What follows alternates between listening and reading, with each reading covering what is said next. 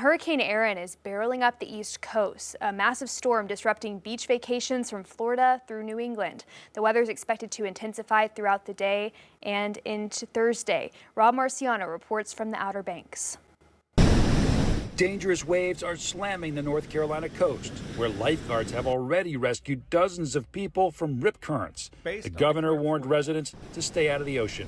I want to emphasize the importance of taking this storm seriously because it's a serious storm and conditions can deteriorate quickly. Hurricane Erin is moving up the East Coast hundreds of miles offshore, but in the Outer Banks, they're preparing as if it were going to make a direct hit.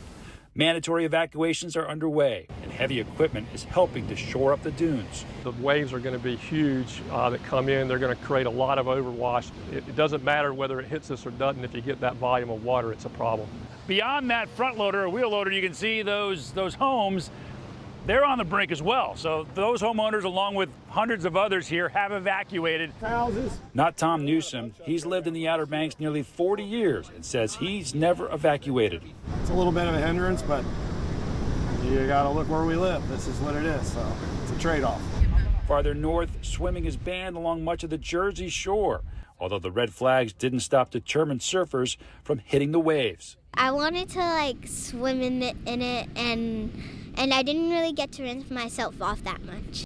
The International Space Station captured the view from above, a massive storm that's expected to get even bigger that skims the Atlantic, stealing some of the final days of summer.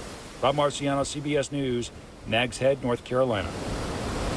Erin was a Category 2 hurricane as of today, but forecasters say it could strengthen to a higher category before it weakens by Friday.